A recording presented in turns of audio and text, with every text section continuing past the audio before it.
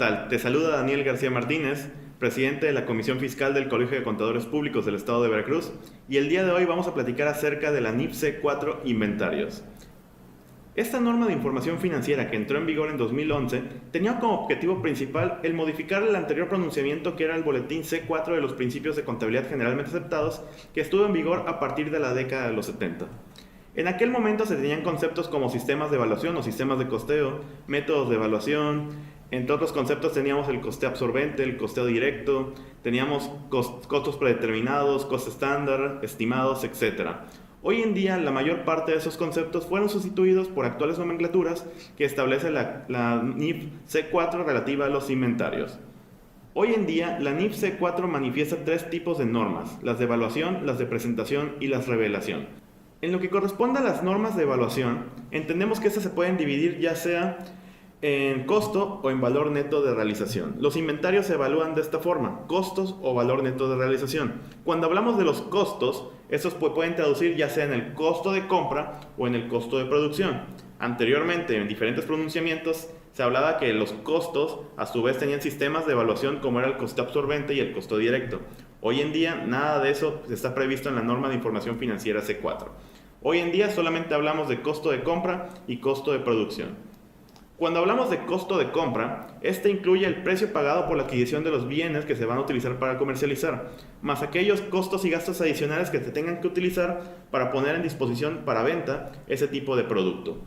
Cuando hablamos de los costos de producción, ahí entramos que para evaluar ese tipo de activos tenemos que entender los tres elementos del costo, que a saber son la materia prima, la mano de obra directa y los gastos indirectos de fabricación o de producción. Sobre la materia prima, prácticamente tenemos que entender que incluye todos los materiales directos que se tienen que ocupar para la producción de cualquier tipo de producto que se vaya a comercializar posteriormente.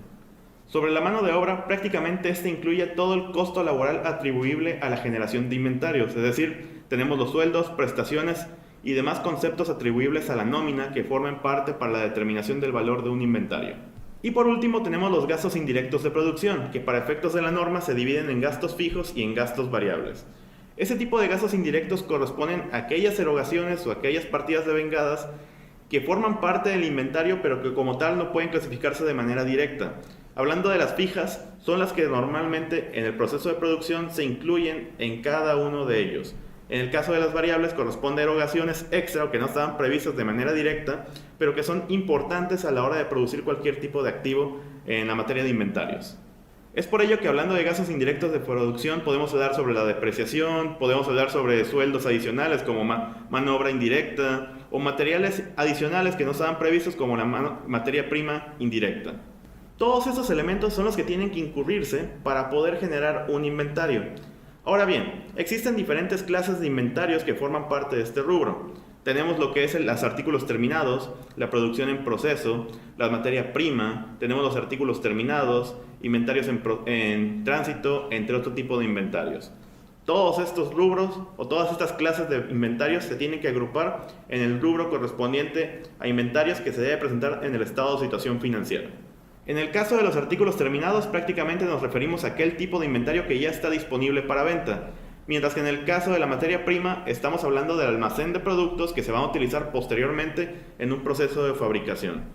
Hablando de la producción en proceso, debemos entender que se refiere a aquel tipo de inventario adicionado con los diferentes elementos del costo que se reconoce en el estado de situación financiera a pesar de que todavía no esté fabricado como tal. En este caso, simplemente se contabiliza lo que corresponde a la producción que está en camino de ser terminada.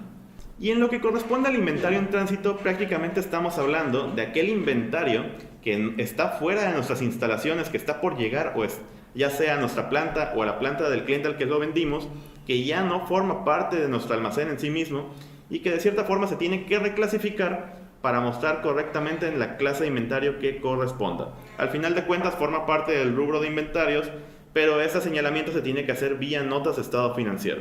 Hay otros tipos de inventarios especiales como son las refacciones, suministros y herramientales. Este tipo de herramientas también forman parte del inventario, normalmente las utilizan las empresas de servicios o aquellas empresas que se dedican a la producción, que tienen organizado todo lo relativo a las herramientas y que estas también tienen que considerarse como un tipo de inventario especial. Al final de cuentas se contabilizan en el rubro de inventarios para efectos del estado de situación financiera. Un punto muy importante que hay que notar en cuenta es que los anticipos a proveedores relativos a la adquisición de inventario no forman parte del alcance de esta norma C4. Es decir, los anticipos que nosotros realizamos para la adquisición futura de algún tipo de inventario no se clasifican en el rubro de inventarios conforme al C4. Para esto tenemos que utilizar la metodología que establece la norma C5, es decir, que cuando se adquiera la calidad de pago anticipado, debe contabilizarse primero en este rubro. Y posteriormente, cuando se reciba los riesgos y beneficios atribuibles a ese tipo de activo, entonces ya podríamos reclasificar ese tipo de pago anticipado de inventario al rubro de inventario que corresponda, ya sea materia prima, ya sea artículos terminados u otro tipo de inventario según corresponda. Prácticamente esa fue la primera parte de lo que corresponde a la evaluación de los inventarios. Una vez que dijimos que vamos a determinar el inventario, ya sea por el costo de compra o por el costo de producción, luego tenemos que asignar un método de evaluación de inventarios. Esta va a ser la evaluación inicial para efectos del reconocimiento contable de ese tipo de partidas. A partir de 2011, la norma únicamente reconoce 3 métodos de evaluación: el costo de adquisición, el costo estándar y el método de detallistas. El costo de adquisición prácticamente se refiere al valor exacto al cómo adquirimos los productos para ser integrados en el inventario. En el caso del costo estándar, este prácticamente es un tipo de costeo que se acerca a lo real, no es exacto, pero tiene que ser determinado de una manera confiable, lo más cercano a lo posible a lo real. Y prácticamente se utiliza en las empresas de altos volúmenes de producción, en donde necesitamos determinar los costeos de manera anticipada. En el caso del método de detallistas, aquí estamos hablando de un método de evaluación de inventarios en el que determinamos el valor del inventario restando el precio de venta menos la utilidad bruta. Es decir, lo que nosotros queremos determinar en el costo se realiza a través de un margen de precio de venta menos la utilidad. Nosotros determinamos a cuánto lo queremos vender y cuánto queremos ganar. La diferencia entre estos dos elementos nos va a dar como resultado el costo por método de detallistas. Una vez que determinamos la evaluación inicial y estamos teniendo adicionales entradas o tenemos salidas de inventarios, reclasificaciones, etc., ahora lo que toca es asignar la evaluación posterior, y eso se realiza a través de las fórmulas de asignación del costo. Esta norma C4 para la evaluación posterior nos permite hacerla a través de la fórmula de costos promedios, costos identificados y primeras entradas, primeras salidas. Sobre el costo promedio, para determinar esta fórmula se tiene que utilizar tanto las entradas y las salidas, ya sea utilizando sus costos de compra, su costo de adquisición. Por cada una de las nuevas entradas o cada una de las salidas que existan, el costo total se va a ir promediando entre toda la existencia total del mismo. Es decir, hablamos de una clase de inventarios que para la determinación individual de cada uno de ellos, tenemos que agarrar el costo total dividida entre la existencia de cada uno de los productos que forman esa clase de inventario. Sobre la fórmula de primeras entradas, primeras salidas, lo que hay que entender es que el inventario total se va a evaluar atendiendo primero a que las entradas que se hicieron al inicio del ejercicio van a ser las primeras en salir del inventario. Es decir, el costo erogado en la adquisición de cierto producto es el primero que va a salir conforme existen movimientos en el inventario. A diferencia del costo promedio, que en este caso el valor total se divide entre todas las unidades, en el costo por primeras entradas, primeras salidas, ese se determina saliendo el costo de las primeras adquisiciones para que al final las adquisiciones que sobran son las que se valoran al costo último. Sobre la fórmula de costos identificados, este elemento es de especial interés porque se ocupa para los tipos de inventarios que se le puede asignar o atribuir correctamente cada uno de los elementos que forman parte de su costo. Es decir, hablamos de bienes o producción de bienes que parten de una misma línea de servicios que se les adicionan costos que son exclusiva y únicamente atribuibles a cada uno de los bienes producidos. Es decir, que no son homogéneos, cada uno es especial y diferente. Por lo tanto, es fácil, para efectos de esta norma o para efectos de este tipo de inventario, atribuir los costos correspondientes a cada uno de los inventarios que forman parte de este rubro. En este caso estamos hablando de la industria ya sea automotriz, donde cada uno de los elementos que integran el auto pueden atribuirse directamente a cada uno de los coches que se están fabricando. Una vez que determinamos el cierre del ejercicio contable, es decir, tenemos el inventario que inicialmente se evaluó ya sea al costo de adquisición, costo estándar o costo detallista, para posteriormente pasar por una fórmula de asignación del costo, ya sea identificado, ya sea promedio o sea PEPS, Al final del día hay que entender si este tipo de inventario no sufrió alguna pérdida por deterioro.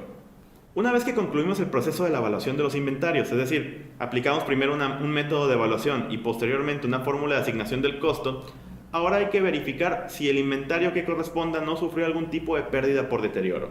Aquí entramos en el concepto de valor neto de realización. Un inventario puede sufrir una pérdida por deterioro, ya sea por obsolescencia, por descompostura o por cualquier otro elemento que denigre los beneficios económicos futuros que pudiera tener este activo en la economía de la empresa. Cuando nosotros reconocemos una pérdida por deterioro, es decir, que el valor del inventario se tiene que reducir, estamos hablando de que este inventario se tiene que evaluar al valor neto de realización. Valor en inventario al valor neto de realización significa que lo estamos valuando al valor de realización menos al costo de disposición. Es decir, estamos reconociendo el inventario al valor del precio de venta, al valor de realización, menos o descontando los costos que nosotros pudiéramos tener para poder poner ese producto en el mercado. Prácticamente el valor neto de realización corresponde al costo mínimo que pudiera tener un inventario para efectos de su incorporación en los estados financieros. Reconocer un inventario a su valor neto de realización significa que en el futuro, si en algún momento llega a enajenarse, no se van a esperar utilidades o ingresos relativos a él. Es decir, la utilidad bruta relativa a la venta de ese tipo de inventarios prácticamente va a ser cero, hablando de manera individual por ese tipo de línea de servicio.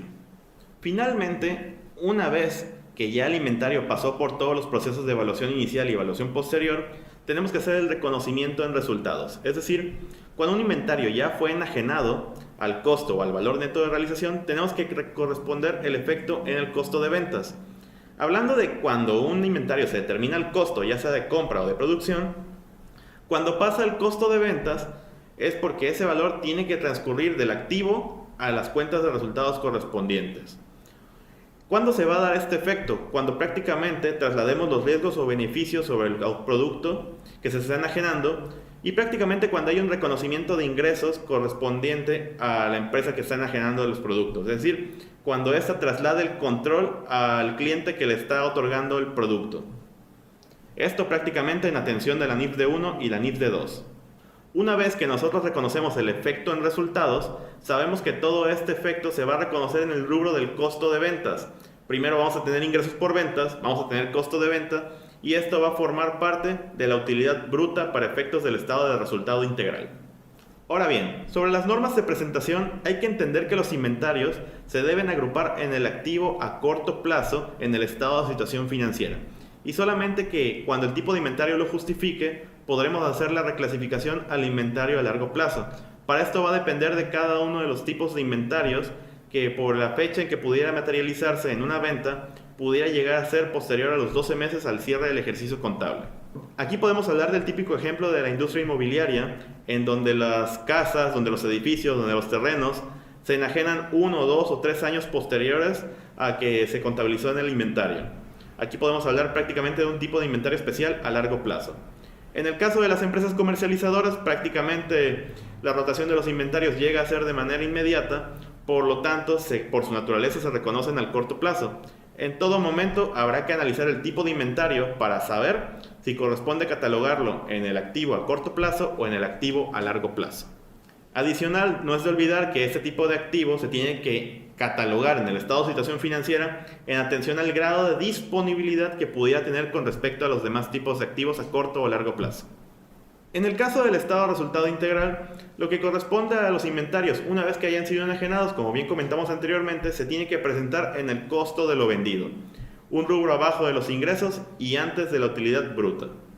Finalmente, para efectos de las normas de revelación, entendido como todo el contenido que tiene que aparecer en las notas de los estados financieros, la entidad emisora de los mismos tiene que informar los tipos de inventarios con los que cuenta, la forma o los métodos de evaluación con los que está ocupando para la determinación de los mismos, las fórmulas de asignación del costo que se estén ocupando para cada una de las líneas de servicios, el tipo de inventario, ya sea si es de adquisición, si es para producción, si tenemos materiales directos o cualquier otro tipo de inventario disponible.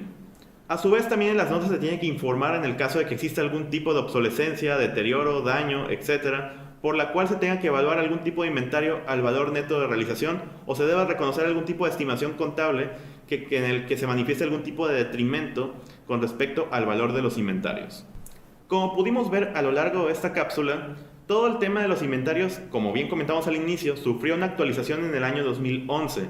Un punto que también es importante que hay que observar es lo relativo a la determinación de los inventarios para efectos fiscales. Ustedes recordarán que a partir del artículo 39 de la Ley del Impuesto sobre la Renta en el capítulo de costo de lo vendido, se pueden mostrar o apreciar diferentes conceptos que hoy en día no están actualizados con respecto a la norma contable. La Ley del Impuesto sobre la Renta en la actualidad se refiere a conceptos que estaban previstos en el anterior pronunciamiento, en el Boletín C4 de los Principios de Contabilidad Generalmente Aceptados. Y hoy en día, ese tipo de modificación legislativa que se dio en 2014 no correspondió tampoco con una actualización para efectos de la determinación del costo de lo vendido. Tenemos una cierta discrepancia entre la normatividad contable y la normatividad fiscal que prácticamente nos da como resultado una determinación diferente para el costo de lo vendido contable o costo de ventas y costo de lo vendido para efectos fiscales. Dado lo anterior, es que se recomienda hacer algún tipo de conciliación contable fiscal hablando de la determinación del costo de ventas y el costo de lo vendido fiscal, con el fin de poder observar las diferencias reales que pudieran tener entre la evaluación contable y la evaluación fiscal.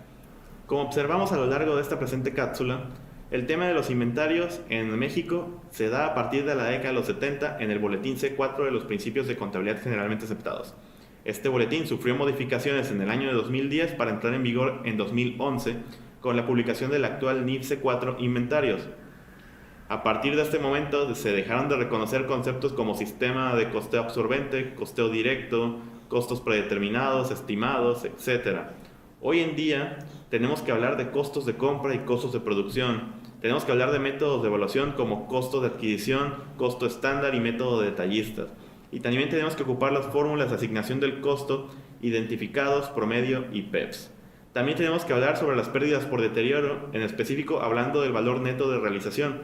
En el anterior pronunciamiento del boletín C4 se contaban con conceptos que en su momento fueron útiles, pero que hoy en día prácticamente están en desuso.